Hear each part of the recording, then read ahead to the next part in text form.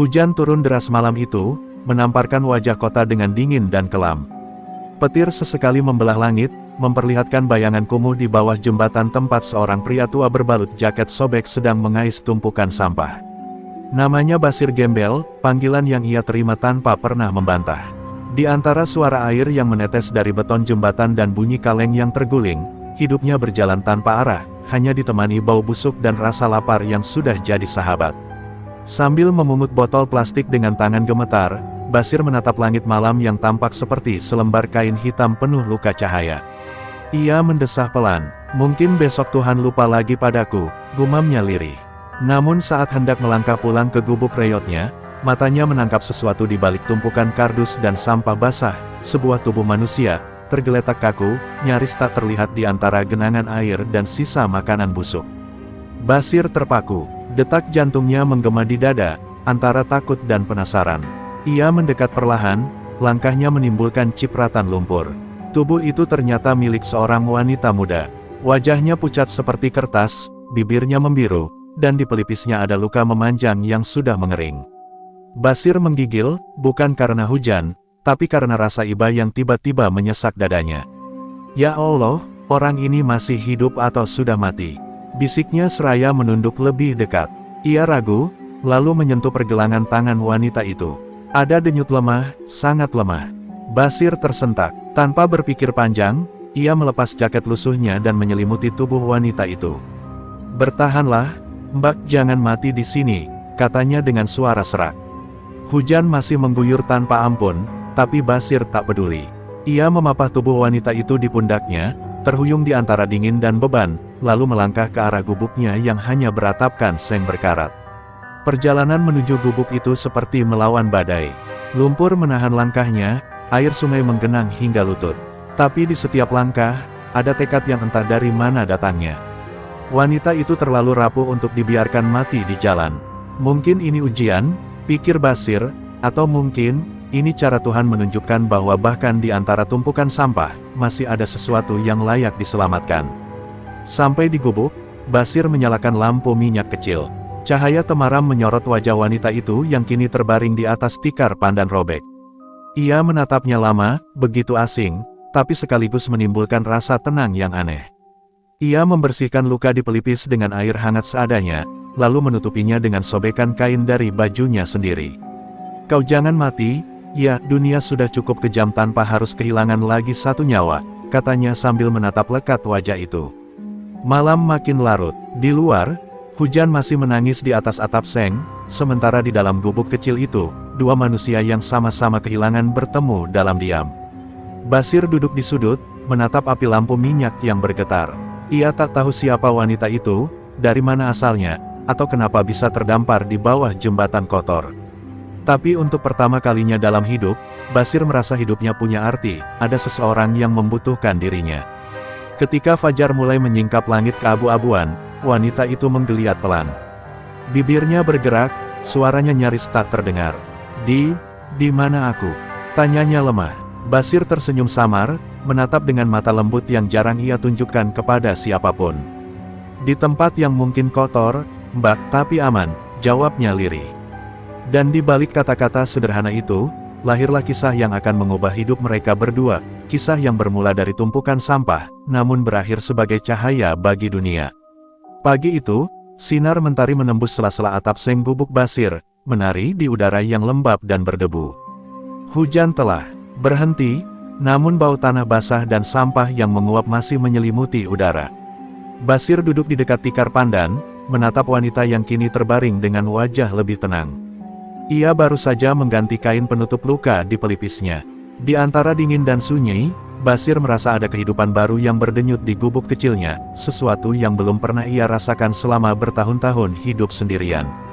Wanita itu perlahan membuka matanya, menatap langit-langit gubuk yang bolong di sana-sini.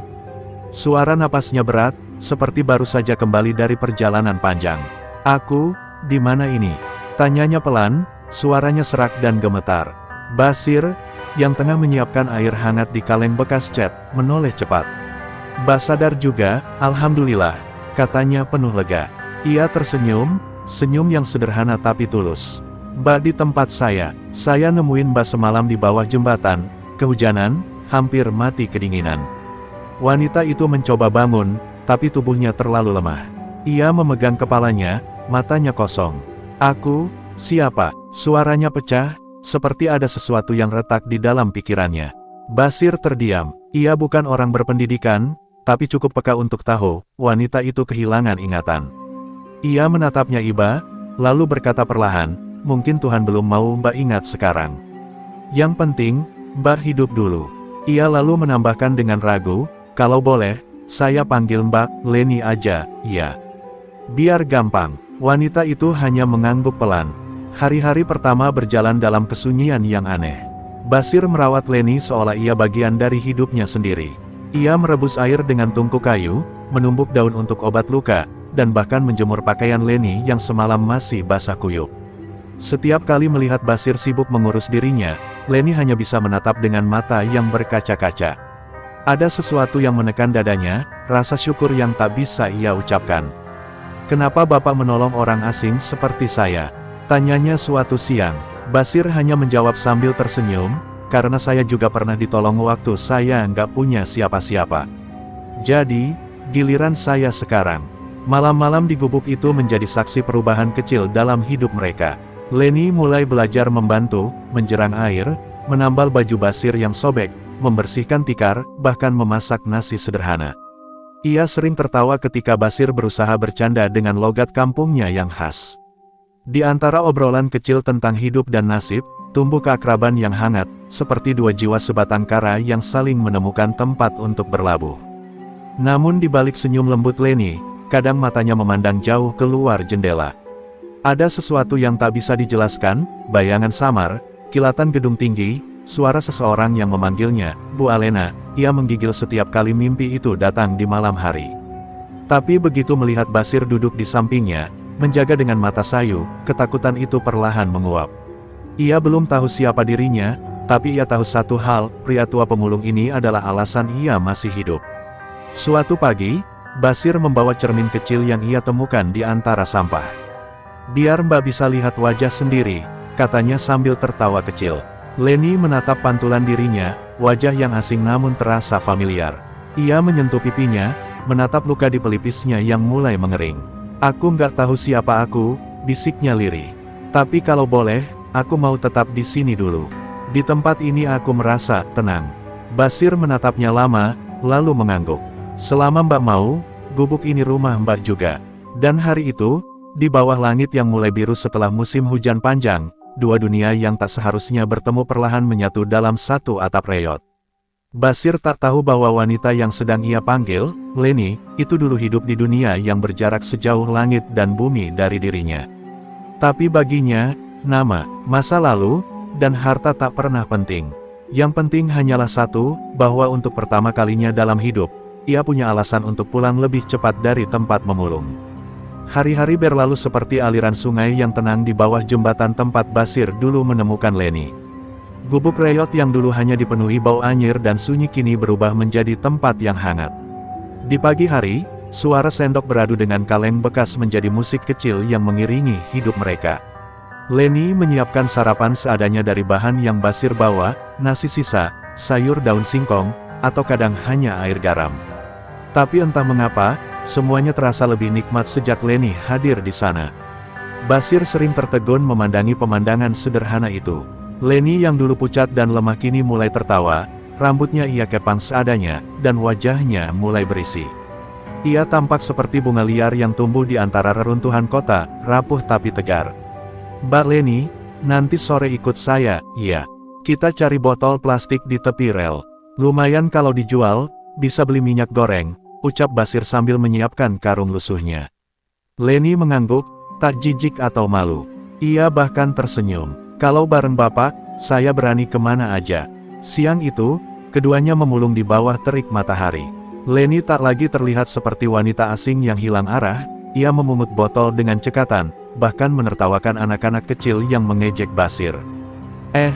Gembel, dapat harta karun." "Iya," teriak mereka. Tapi Leni membalas dengan tenang, "Yang penting kami kerja jujur. Nanti kalau kau besar, baru tahu siapa yang benar-benar kaya." Anak-anak itu terdiam, sementara Basir menatap Leni dengan mata yang berbinar bangga. Dalam diam, hatinya bergetar. Ia sadar, wanita itu membawa cahaya yang lama padam dalam dirinya. Malamnya, ketika mereka kembali ke gubuk, Leni memungut kain bekas dan mulai merapikan sudut ruangan. Ia menata kaleng bekas jadi pot bunga kecil, menggantung kain bekas di jendela, dan menulis satu kata di dinding, hidup. Basir hanya bisa terdiam menyaksikannya. Gubuk yang dulu seperti kuburan kini terasa seperti rumah. Saya nggak bisa kasih apa-apa ke Mbak, kata Basir pelan, tapi saya bersyukur Mbak nggak pergi. Leni menatapnya lembut. Bapak sudah kasih saya sesuatu yang lebih berharga dari apapun, kasih sayang. Malam itu, di bawah cahaya lampu minyak, Basir duduk menatap wajah Leni yang tertidur. Hatinya penuh rasa yang tak bisa ia sebut. Ia takut kalau besok Leni sadar siapa dirinya dan pergi.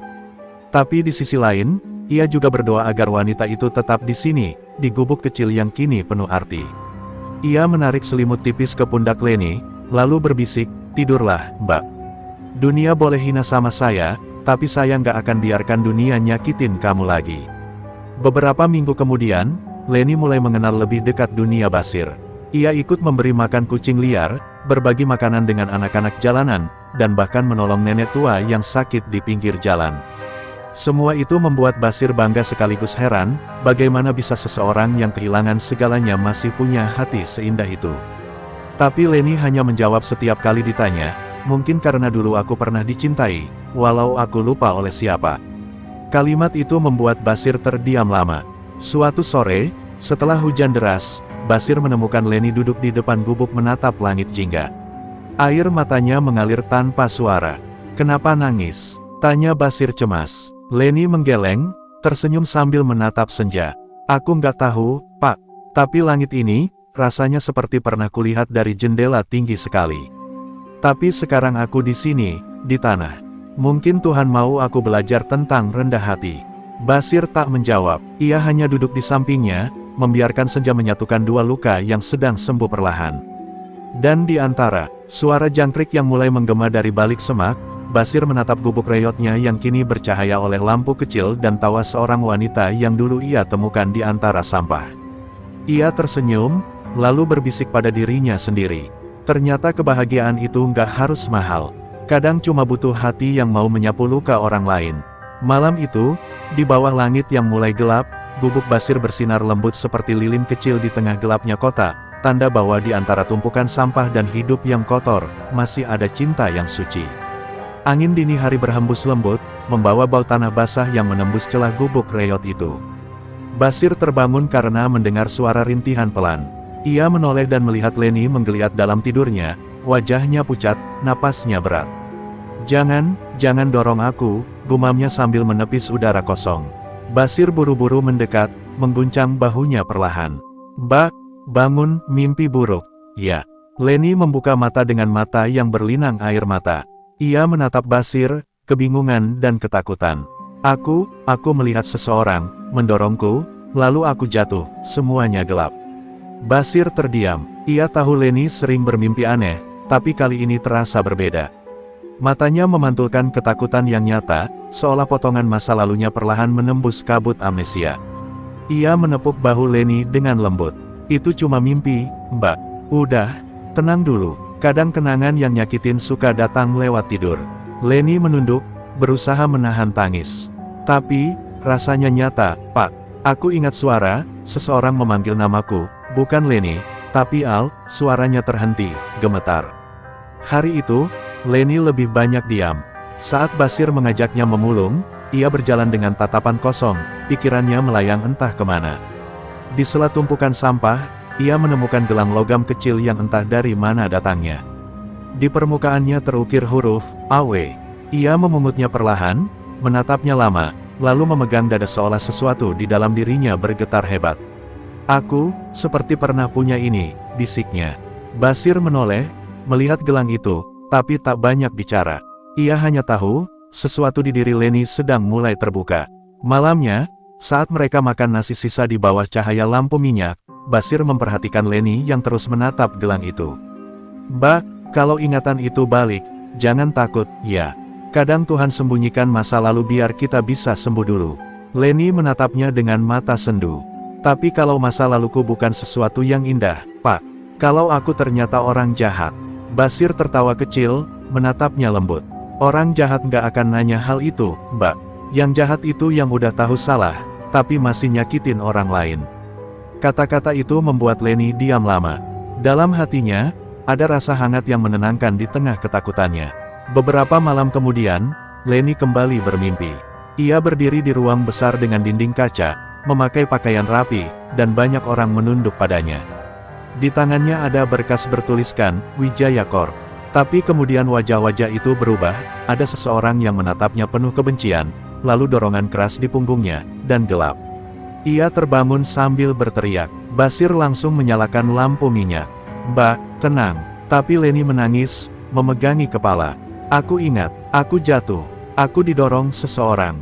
Dan setelah itu, semuanya hilang. Basir menatapnya dengan hati campur aduk. Ia tak tahu harus merasa apa, bahagia karena Leni mulai ingat, atau takut karena kebenaran yang perlahan muncul mungkin akan memisahkan mereka. Ia hanya bisa menggenggam tangan Leni erat. Apapun yang Mbak ingat, saya tetap di sini. Saya nggak akan ninggalin, katanya dengan suara serak. Leni memandangnya, air matanya menetes di punggung tangan Basir yang kasar dan kotor. Terima kasih, Pak, entah siapapun saya, hanya Bapak yang buat saya merasa manusia. Keesokan paginya, Leni duduk di depan gubuk, memandangi matahari terbit. Sinar oranye membelai wajahnya yang masih muram.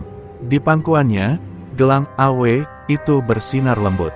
Ia belum tahu siapa Awe itu, apakah dirinya, atau seseorang yang ia cintai. Tapi dalam diam, ia tahu hidupnya tak akan sama lagi. Ia menoleh ke dalam gubuk, melihat Basir yang tengah menjerang air untuk sarapan. Entah kenapa, di tengah kabut masa lalu yang mulai kembali, justru pria pemulung itulah satu-satunya hal yang terasa nyata. Dan ketika burung-burung berterbangan di atas jembatan tempat mereka pertama bertemu, Leni berbisik lirih pada dirinya sendiri. Kalaupun aku harus ingat semuanya, semoga aku nggak lupa siapa yang pernah menyelamatkanku dari gelap. Hari itu, langit tampak muram seperti menyimpan rahasia. Angin bertiup kencang membawa debu dan aroma logam dari rel kereta yang berkarat. Basir dan Leni berjalan menyusuri gang kumuh setelah seharian memulung. Tapi hati Leni tidak tenang. Sejak malam ia bermimpi tentang ruangan kaca, nama Wijaya Corp, dan suara seseorang yang memanggilnya, Bu Alena. Nama itu terus berdengung di kepalanya, menembus batas antara mimpi dan kenyataan. Ia bahkan hampir tak mendengar Basir memanggilnya. Mbak, nggak apa-apa. Wajahnya pucat banget. Leni menatapnya kosong, lalu berkata lirih, Pak, sepertinya saya tahu siapa saya. Sesampainya di gubuk, Leni duduk termenung di dekat lampu minyak yang berkedip-kedip. Ia memegang gelang, Awe, itu seperti memegang kunci menuju dunia lain. Basir, katanya pelan, kalau saya bilang saya bukan orang biasa, Bapak percaya. Basir menatapnya heran. Buat saya, semua orang sama, Mbak. Mau kaya atau miskin, tetap manusia. Leni tersenyum getir. Tapi yang saya lihat di kepala saya bukan cuma orang biasa. Saya, seperti punya perusahaan, kantor, orang-orang yang bekerja untuk saya. Tapi di balik semua itu, ada seseorang yang ingin saya mati. Kata-kata itu menggantung di udara, membuat malam mendadak mencekam. Basir mendekat, duduk di sampingnya. Mbak, mungkin itu cuma mimpi. Tapi suaranya terdengar ragu. Leni menatapnya dengan mata merah. Tidak, Pak, saya ingat. Nama saya, Alena Wijaya. Saya CEO Wijaya Corp. 2 tahun lalu, saya dikhianati. Ada rapat penting, lalu seseorang menaruh sesuatu di minuman saya. Saya pingsan. Setelah itu, gelap. Ia menatap Basir dengan pandangan yang hancur. Saya dibuang, Pak. Dibuang seperti sampah. Basir terdiam lama. Ia menatap wanita di depannya yang selama ini ia kenal sebagai Leni. Sekarang, namanya Alena, CEO, perempuan berkuasa yang seharusnya hidup di puncak dunia, bukan di gubuk reyot bersama pemulung seperti dirinya. Tapi yang paling menyakitkan bagi Basir bukan perbedaan itu, melainkan kenyataan bahwa mungkin, cepat atau lambat, Alena akan pergi. Ia menunduk, menyembunyikan wajahnya dari cahaya lampu. Jadi, Mbak Alena itu orang penting, iya. katanya dengan suara bergetar. Alena menggenggam tangan Basir, tangannya halus tapi gemetar. Bapak yang penting. Tanpa Bapak, saya sudah mati. Dunia saya dulu cuma penuh uang dan rapat, tapi Bapak kasih saya sesuatu yang gak pernah saya punya, rasa aman. Basir terdiam. Ia ingin menjawab, tapi tenggorokannya tercekat. Air matanya menetes pelan di punggung tangan Alena. Saya cuma orang kecil, Mbak. Dunia Mbak terlalu tinggi buat saya. Tapi Alena menggeleng, menatapnya dengan mata yang berkaca. Bapak, justru di dunia yang tinggi itu, saya paling jatuh. Beberapa hari setelah pengakuan itu, kabar besar mengguncang kota. Di televisi yang ditonton warga kampung di warung, muncul berita tentang CEO Muda Wijaya Corp yang hilang 2 tahun lalu. Foto Alena terpampang jelas. Basir berdiri kaku di depan layar kecil itu, matanya tak berkedip. Jadi benar, dia bukan cuma mimpi, gumamnya pelan. Ia pulang terburu-buru, dan di gubuk, Alena sedang menangis. Saya nggak bisa sembunyi terus, Pak. Mereka pasti cari saya, entah yang ingin menolong, atau yang ingin memastikan saya benar-benar mati. Basir tahu hidupnya akan berubah sejak malam itu. Ia menatap Alena yang kini bukan lagi wanita tanpa nama, tapi seseorang yang punya masa lalu penuh bahaya. Kalau mereka datang, saya nggak akan biarin siapapun nyakitin Mbak lagi, katanya dengan suara tegas. Ia menggenggam tongkat kayu tuanya, satu-satunya senjata yang ia punya. Tapi dalam hatinya, ia tahu musuh Alena bukan orang biasa. Dunia tempat dia berasal bukan dunia sampah dan karung plastik, tapi dunia yang penuh intrik dan keserakahan. Malam itu, hujan turun pelan. Alena duduk di depan gubuk, memandangi gelang AW di tangannya. Di sampingnya, Basir menyalakan lampu minyak yang redup. Dua dunia kini berdampingan di bawah atap bocor itu, dunia kekuasaan dan dunia kemiskinan. Tapi justru di sanalah, cinta tanpa syarat tumbuh diam-diam, cinta yang lahir bukan karena siapa mereka, tapi karena apa yang telah mereka lakukan untuk saling menyelamatkan. Dan ketika petir membelah langit malam, Alena berbisik lirih. Aku sudah mati 2 tahun lalu, Pak, tapi Bapak membuatku hidup lagi. Malam itu udara kota terasa berat, seolah langit tahu sesuatu buruk akan terjadi. Basir baru saja selesai menutup karung hasil memulung ketika mendengar suara mobil berhenti di kejauhan. Suara ban yang menggesek aspal basah terdengar asing di gang kumuh itu. Ia menoleh dan melihat 2 sosok pria berjas gelap turun dari kendaraan hitam mengilap. Tatapan mereka menyapu sekitar, tajam dan penuh curiga. Basir segera menutup pintu gubuk reyotnya, jantungnya berdetak keras. Di dalam, Alena yang tengah duduk memandangi gelang AW itu menatapnya dengan cemas. Mereka, bisiknya. Basir mengangguk pelan. Kayaknya iya, Mbak. Suara langkah sepatu menggema di luar. Salah satu pria berteriak, kami hanya ingin bicara dengan Alena Wijaya. Nama itu membuat Alena memucat. Tangannya gemetar, tubuhnya menegang. Pak Basir, aku takut. Kalau mereka yang dulu berusaha membunuhku, mereka nggak akan berhenti sekarang. Basir menatap wajahnya yang ketakutan, lalu berdiri tegak di depan pintu. Selama saya masih hidup, nggak akan ada yang nyentuh Mbak, katanya lirih, tapi tegas. Ia mengambil tongkat kayu bututnya, satu-satunya alat pertahanan yang ia punya, dan berdiri seperti penjaga kecil di hadapan dunia yang ingin merenggut sesuatu berharga darinya. Pintu gubuk digedor keras. Kami tahu dia di dalam, teriak salah satu dari mereka. Basir menarik napas dalam-dalam, lalu berteriak balik, nggak ada orang yang kalian cari di sini. Pergi. Namun teriakan itu hanya memancing amarah. Salah satu pria mendorong pintu hingga engselnya hampir copot. Basir melawan, menahan pintu dengan seluruh tenaganya. Dalam kekacauan itu, Alena melihat wajah Basir yang penuh keringat, mata tuanya menyala oleh keberanian yang tak sebanding dengan tubuhnya yang renta. Air mata Alena menetes. Ia tak pernah melihat seseorang rela mempertaruhkan nyawa untuknya tanpa pamrih. Setelah beberapa saat yang menegangkan, suara sirene polisi terdengar dari jauh. Para pria berjas itu saling berpandangan, lalu mundur dengan geram. Kita belum selesai, Bu Alena, ujar salah satunya dingin sebelum masuk ke mobil dan pergi. Basir menutup pintu perlahan, tubuhnya gemetar karena kelelahan. Alena langsung memeluknya. Pak, kenapa Bapak selalu ngelindungin saya, padahal Bapak bisa mati? Basir hanya tersenyum samar. Karena hidup saya dulu nggak ada artinya, Mbak. Tapi sejak Mbak datang, saya baru tahu rasanya punya alasan buat tetap berdiri. Beberapa hari setelah kejadian itu, Alena tak lagi tenang. Setiap kali mendengar mobil lewat, ia menegang. Ia sadar, rahasia yang ia simpan sudah tak bisa dikubur. "Pak Basir, mungkin sudah saatnya saya kembali," katanya suatu malam. Basir terdiam lama, menatap nyala lampu minyak yang goyah. "Kembali kemana?" tanyanya perlahan, walau hatinya sudah tahu jawabannya. "Ke dunia saya harus bersihkan semua kebusukan itu. Kalau saya terus sembunyi, mereka yang jahat akan terus berkuasa." Kata-kata itu seperti pisau bagi Basir. Ia tahu, keputusan Alena benar. Tapi di sisi lain, hatinya menolak berpisah. Ia berjalan keluar, menatap langit malam. "Kalau gitu, saya nggak bisa nyegah, Mbak. Tapi saya bisa pastikan satu hal, sebelum Mbak pergi, saya antar sendiri. Dunia Mbak mungkin tinggi, tapi langkah pertama ke sana harus lewat tanah ini."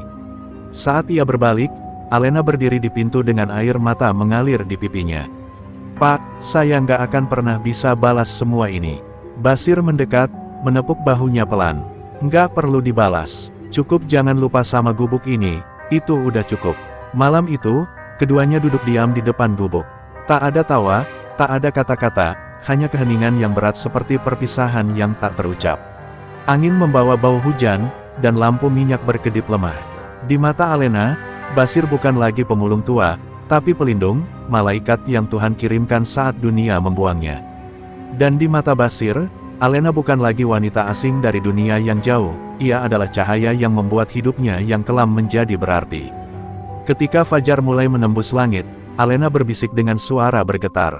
"Pak, kalau nanti saya nggak balik, tolong doakan saya tetap ingat bahwa hidup saya pernah diselamatkan oleh seorang pemulung bernama Basir." Basir menatap mata itu lama, lalu menjawab pelan. "Kalaupun Mbak lupa dunia ini, semoga hati Mbak tetap ingat siapa yang pernah nyapu luka Mbak dengan kasih." Pagi itu, gubuk reyot Basir diselimuti kabut tipis. Alena duduk di kursi kayu rapuh dengan mata sembab setelah malam panjang yang diisi tangis. Di depannya, Basir menyiapkan air panas di kaleng bekas cat, berusaha menutupi kesedihan yang sejak tadi menghimpit dadanya. "Hari ini saya pergi, Pak," kata Alena akhirnya, suaranya nyaris tak terdengar. Basir berhenti mengaduk air, lalu menatapnya. Ia mencoba tersenyum, meski bibirnya bergetar. "Iya, Mbak, saya tahu. Dunia Mbak udah nungguin." Kata-kata itu terdengar tenang, tapi hatinya terasa retak perlahan. Tak lama kemudian, mobil hitam datang menjemput. Dari dalam keluar seorang pria berseragam rapi, membawa berkas dan dokumen. Ia menunduk sopan, "Selamat pagi, Ibu Alena. Kami dari Wijaya Corp. Direksi dan pihak kepolisian sudah menunggu di kantor pusat." Alena mengangguk pelan, tapi sebelum melangkah, ia berbalik ke arah Basir yang berdiri di depan gubuk, memegang topi lusuhnya erat-erat.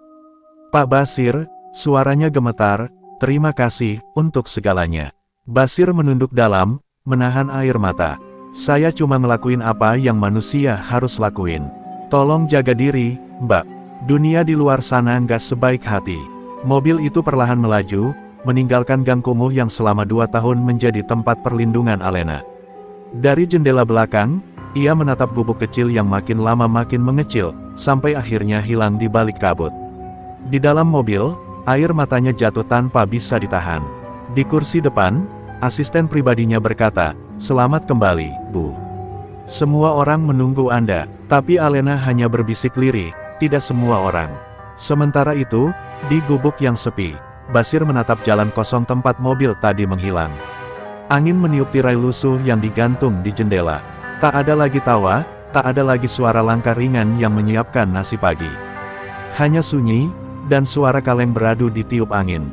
Ia duduk di depan pintu, menggenggam kain yang dulu dipakai Alena untuk menutup luka di pelipisnya. "Mbak Alena udah sembuh," katanya pada dirinya sendiri. "Berarti tugas saya udah selesai." Tapi meski ia berkata begitu, hatinya seolah tak mau percaya. Hari-hari berikutnya berjalan lambat. Basir kembali memulung, tapi semangatnya tak sama. Setiap kali melewati jembatan tempat dulu ia menemukan Alena, ia berhenti sejenak, menatap sungai yang mengalir. "Dulu di sini aku nemuin hidupku," gumamnya. Orang-orang sekitar sering melihatnya termenung, tapi tak ada yang tahu bahwa di balik wajah lusuh itu, Basir sedang merindukan seseorang yang bahkan mungkin sudah melupakannya. Di sisi lain kota, dunia Alena berubah drastis. Gedung tinggi, lampu kristal, dan rapat direksi kini kembali mengisi hari-harinya. Ia tampil anggun, tegas, dan disambut media sebagai keajaiban yang kembali. Tapi di balik senyum profesional itu, matanya kosong. Di tengah rapat, ia kadang terdiam, memandangi tangan kasarnya sendiri, tangan yang dulu pernah dipegang Basir dengan penuh kehangatan. Malam-malamnya sepi, meski ia dikelilingi kemewahan. Setiap kali melihat kaca, yang ia lihat bukan CEO Wijaya Corp, melainkan Leni, perempuan sederhana yang dulu belajar tertawa lagi di gubuk kecil penuh cinta. Suatu sore, saat melewati jalan dekat terminal, mobil Alena berhenti mendadak. Di kejauhan, ia melihat sosok familiar berjalan terlatih membawa karung besar. Topi lusuh itu, langkah pelan itu, tak salah lagi, Basir. Tanpa pikir panjang, Alena turun, berlari memanggil, "Pak Basir." Tapi suara klakson dan hiruk pikuk kota menelan panggilannya. Saat ia sampai di tempat tadi, Basir sudah tak ada. Hanya sisa kaleng dan karung kosong di tepi jalan. Ia menatapnya lama, lalu tersenyum getir. Ternyata dunia memang dua, tapi hatiku masih di dunia yang dulu. Malam itu, Alena menatap langit dari balkon kantornya yang tinggi. Gemerlap kota tampak indah, tapi bagi hatinya terasa dingin. Ia menutup mata, dan di balik kelopak itu, ia melihat wajah Basir, senyum tulusnya, matanya yang lembut, dan suaranya yang sederhana. "Jangan lupa sama gubuk ini, itu udah cukup," kata-kata itu bergema di kepalanya. Air mata mengalir perlahan di pipinya yang kini dihias makeup mahal. Dunia telah mengembalikannya pada kejayaan, tapi meninggalkan separuh jiwanya di tempat yang paling sederhana, bersama seorang pemulung yang pernah memberinya makna hidup. Malam itu hujan turun deras di Jakarta. Dari balik jendela kaca ruang kantornya di lantai 30, Alena memandangi langit yang kelabu dengan hati yang hampa. Setiap tetes air yang membentur kaca terasa seperti panggilan masa lalu, suara Basir, senyum Basir, dan janji sederhana di bawah lampu minyak yang redup. 2 tahun ia dirawat oleh pemulung tua itu, tapi setiap detik di dunia mewah ini terasa lebih sepi daripada malam paling dingin di gubuk reyot itu. Akhirnya, dengan napas berat, ia mengambil keputusan, ia harus kembali. Bukan sebagai CEO, tapi sebagai Leni, perempuan yang pernah diselamatkan oleh cinta tanpa pamrih. Keesokan paginya, tanpa pengawalan, tanpa sopir, Alena menyusuri kembali jalan-jalan sempit yang dulu menjadi rumahnya. Aroma gat, suara anak-anak berlari, dan bau nasi goreng dari warung pinggir gang menyambutnya, semuanya masih sama, tapi hatinya terasa berbeda. Ketika ia sampai di tikungan tempat gubuk Basir berdiri, langkahnya berhenti. Gubuk itu tampak sepi, bahkan lebih reyot dari sebelumnya. Dinding bambunya sudah miring, atap sengnya bolong, dan pintunya terbuka ditiup angin. "Pak Basir," panggilnya pelan, tapi tak ada jawaban. Yang terdengar hanya suara hujan menetes dari sela-sela seng. Alena melangkah masuk, dan pandangannya langsung jatuh pada sesuatu di sudut ruangan, sebuah kaleng tua yang dulu selalu digunakan Basir untuk merebus air, masih di tempat yang sama. Di atasnya, ada kain kecil berwarna krem, yang dulu ia pakai untuk menutup lukanya. Tangannya bergetar saat menyentuh kain itu. Air matanya jatuh tanpa bisa ditahan. "Pak, di mana Bapak sekarang?" bisiknya parau. Ia duduk di lantai tanah, menggenggam kain itu seolah menggenggam kenangan yang hampir hilang. Tiba-tiba, suara serak terdengar dari luar. "Mbak, Alena." Suara itu membuat darahnya berhenti mengalir sejenak. Ia menoleh cepat, dan di sana, berdiri seorang pria tua dengan rambut mulai memutih, tubuhnya kurus tapi matanya masih hangat seperti dulu. Basir, di tangannya ada karung kecil berisi botol plastik, bajunya basah kuyup oleh hujan. Untuk sesaat, waktu berhenti. Lalu Alena berdiri, menatapnya dengan air mata tumpah, dan berlari memeluknya erat tanpa berkata apa-apa. Basir terdiam kaku, tak percaya pada apa yang terjadi. "Mbak, ini beneran Mbak Leni?" Suaranya bergetar. Alena mengangguk di bahunya. "Saya janji mau balik, Pak. Saya janji nggak akan lupa." Basir tersenyum kecil, wajahnya basah oleh air hujan dan air mata yang tak bisa ia bedakan lagi. "Saya pikir Mbak udah lupa sama saya, udah lupa sama gubuk ini." Alena memegang wajahnya, menatap mata itu dengan sungguh-sungguh. "Gimana saya bisa lupa orang yang ngajarin saya cara hidup lagi?" Mereka duduk di bawah atap bocor yang meneteskan air hujan, tapi malam itu terasa hangat. Alena bercerita tentang bagaimana ia kembali ke perusahaannya, tentang korupsi yang ia bongkar, tentang orang-orang yang dulu ingin menyingkirkannya kini dijebloskan ke penjara. Basir mendengarkan dengan senyum bangga, tapi di balik senyum itu, ada kesadaran pahit bahwa dunia mereka berbeda, dan mungkin tak akan bisa disatukan. "Mbak sekarang udah tinggi banget, gak pantas duduk di gubuk kayak gini," katanya pelan. Alena menggeleng. "Justru di sini saya bisa bernapas, Pak. Dunia saya yang sebenarnya bukan di gedung, tapi di sini, di hati orang baik yang gak pernah minta apa-apa." Hujan semakin deras, dan lampu minyak di pojok gubuk bergetar, tapi cahaya di mata mereka justru makin terang. Alena menggenggam tangan Basir erat-erat. "Pak, saya mau bantu Bapak. Saya mau bangun tempat tinggal layak, bukan cuma buat Bapak, tapi buat semua orang di sini." Basir tertegun. "Mbak nggak usah repot," Alena memotong lembut. "Ini bukan balas budi. Ini cara saya nerusin apa yang Bapak ajarin, kebaikan nggak boleh berhenti di satu orang."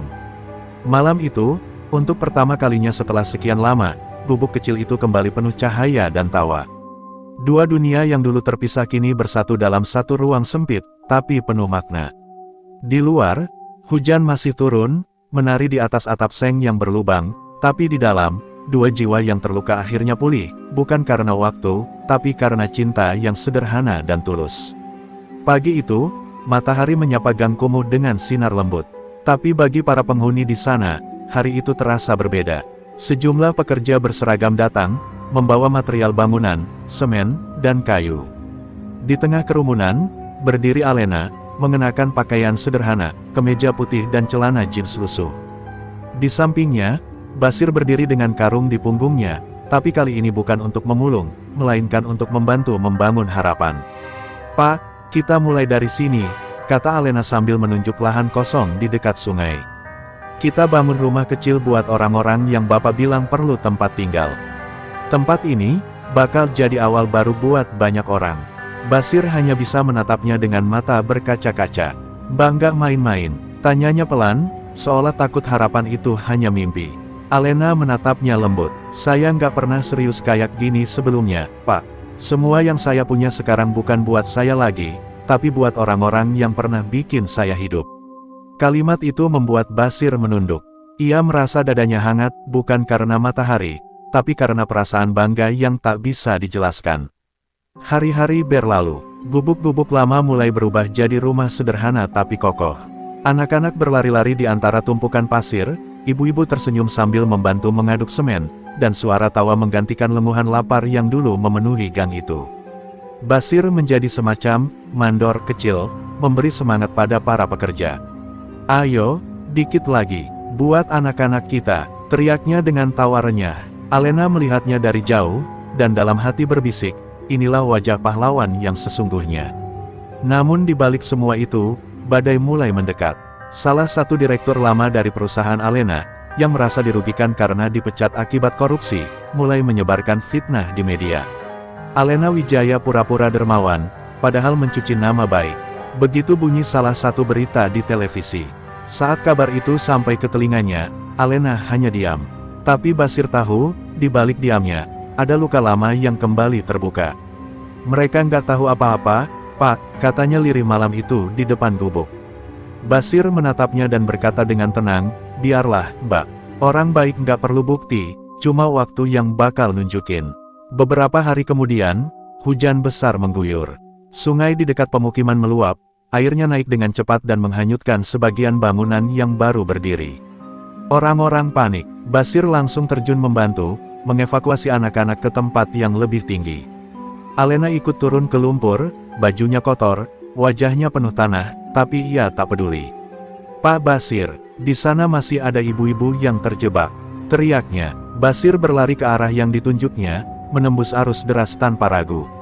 Namun tiba-tiba, suara keras terdengar, "BRUK," salah satu dinding bangunan roboh dan menghantamnya. "Pak Basir," jerit Alena, matanya membelalak. Ia berlari, menembus air setinggi pinggang, menarik tubuh tua itu dari reruntuhan. Basir terbatuk, darah mengalir dari pelipisnya. "Bak, selamatin mereka dulu, saya nggak apa-apa," suaranya nyaris tak terdengar. Alena mengguncang tubuhnya, air mata bercampur hujan. "Enggak, Pak, Kita harus keluar bareng-bareng. Bapak nggak boleh tinggal. Tapi Basir tersenyum samar, seperti dulu saat pertama kali menenangkannya di gubuk. Kalau ini akhir saya senang bisa lihat Mbak jadi cahaya buat orang lain. Setelah banjir surut, warga menemukan Basir terbaring di ruang darurat kecil. Ia selamat, tapi tubuhnya lemah. Alena menunggunya siang malam. Ketika Basir membuka mata, yang pertama ia lihat adalah senyum lembut perempuan yang dulu ia rawat di bawah cahaya lampu minyak. "Pak," bisik Alena sambil menggenggam tangannya. Basir menatapnya lama, lalu berkata pelan, "Sekarang saya percaya, kalau lumpur pun bisa nyimpen cahaya, asal ada orang yang mau nyalain." Hari itu, berita tentang proyek sosial Alena dan sosok pemulung yang menjadi inspirasinya viral di seluruh negeri. Dunia akhirnya tahu kebenarannya, bahwa cinta dan kepedulian bisa tumbuh di tempat paling kotor sekalipun. Tapi bagi Alena, bukan nama baik yang penting, melainkan satu hal sederhana, Basir masih hidup, dan ia tidak sendirian lagi. Fajar menyingsing perlahan di atas langit kumuh yang kini berubah wajah. Di antara kabut pagi, deretan rumah sederhana berdiri gagah, hasil kerja keras dan impian yang dulu dianggap mustahil. Di tengahnya, sebuah rumah kayu mungil berdiri dengan papan bertuliskan, "Rumah Cahaya Basir." Anak-anak belajar membaca di dalamnya, ibu-ibu memasak untuk dapur umum, dan tawa riang menggema di udara. Namun, di kursi tua di teras depan, Basir duduk diam, tubuhnya semakin ringkih. Alena duduk di sampingnya, memegang tangannya yang kasar namun hangat. "Semua ini karena Bapak," katanya lirih. Basir tersenyum lemah. "Bukan, Mbak, ini karena hati yang gak nyerah." Hari-hari berlalu, dan kondisi Basir makin menurun. Tubuh tuanya tak lagi kuat berjalan jauh, tapi semangatnya tak pernah pudar. Setiap pagi, anak-anak datang menemuinya, meminta nasihat. "Pak, gimana caranya biar nggak takut miskin?" tanya seorang bocah. Basir tersenyum, menatap langit. "Miskin itu bukan soal dompet, Nak, tapi kalau hati kamu masih punya rasa peduli, kamu orang paling kaya di dunia." Kata-kata itu membuat anak-anak terdiam, lalu memeluknya. Dari kejauhan, Alena melihat adegan itu sambil menahan air mata, karena ia tahu, waktu Basir tak akan lama lagi. Malam terakhir itu datang tanpa peringatan. Angin berhembus lembut membawa aroma tanah basah. Di dalam rumah kecil itu, Basir terbaring di ranjang sederhana, lampu minyak menyala redup di sampingnya. Alena duduk di sisi tempat tidurnya, menggenggam tangannya erat. "Pak, Bapak harus kuat. Dunia ini masih butuh orang kayak Bapak," katanya dengan suara parau. Basir membuka matanya perlahan, menatapnya lembut. "Dunia nggak butuh saya lagi, Mbak, tapi dunia butuh orang kayak Mbak yang bisa terusin apa yang saya mulai." Alena menggigit bibirnya, air matanya jatuh membasahi tangan Basir. "Saya nggak akan bisa sendirian, Pak." Basir tersenyum, senyum yang sama seperti saat ia pertama kali menolong Alena dari pinggir sungai. "Mbak Leni, dulu saya pikir hidup saya cuma tentang sampah. Tapi ternyata, Tuhan nunjukin, dari sampah pun bisa tumbuh bunga." "Mbak, itu bunga itu." Kalimat itu menembus jantung Alena. Ia memeluk Basir erat, membiarkan air matanya jatuh tanpa henti. Basir menepuk punggungnya pelan, lalu dengan napas terakhirnya berbisik, "Kalau nanti Mbak lihat cahaya pagi, ingat, itu saya yang nyapa dari atas." Setelah kata itu, tangannya terkulai pelan, dan senyum terakhirnya tetap terukir di wajahnya yang damai. Pagi berikutnya, seluruh kampung berduka. Anak-anak berdiri di depan rumah Cahaya Basir, dengan bunga-bunga liar di tangan. Alena menatap peti sederhana tempat Basir beristirahat untuk selamanya. Ia menunduk, meletakkan karung kecil dan topi lusuh yang dulu selalu dibawa Basir. "Pak, karung ini bukan sampah. Ini saksi hidup yang ngajarin saya arti kemanusiaan." Suaranya gemetar, tapi penuh keteguhan. Di tengah tangis, ia berjanji pada dirinya sendiri, ia akan menjaga warisan itu. Beberapa tahun kemudian, nama Rumah Cahaya Basir dikenal di seluruh negeri. Bukan sekadar panti, tapi pusat pembelajaran bagi anak jalanan dan keluarga miskin. Setiap dindingnya dipenuhi kutipan Basir yang diukir dengan cat sederhana, "Kebaikan nggak butuh pangkat. Cukup hati yang nggak takut kotor." Di sudut ruang utama, tergantung foto Basir tersenyum dengan Alena di sampingnya, di bawahnya tertulis, "Dari lumpur lahir cahaya." Pada suatu senja, Alena duduk di teras rumah itu, menatap anak-anak bermain sambil tertawa. Angin sore menyentuh wajahnya lembut, dan sejenak ia menutup mata. Ia seakan mendengar suara serak itu lagi, "Mbak Leni, jangan lupa bahagia ya." Ia tersenyum, menatap langit yang berwarna keemasan. "Iya, Pak, saya bahagia, karena Bapak nggak pernah benar-benar pergi." Di balik awan, cahaya matahari menembus, hangat dan lembut, seolah Basir benar-benar sedang tersenyum dari sana. Cahaya itu menyinari kampung yang dulu tenggelam dalam lumpur. Sekarang, tempat itu hidup dengan semangat baru, diwarisi dari cinta dua jiwa yang pernah bertemu di titik paling gelap kehidupan. Cinta yang tak mengenal status, tak butuh harta, hanya butuh hati yang tulus. Dan dari kisah mereka, dunia belajar satu hal sederhana, bahwa bahkan dari tangan seorang pemulung, Tuhan bisa menyalakan cahaya yang tak akan pernah padam.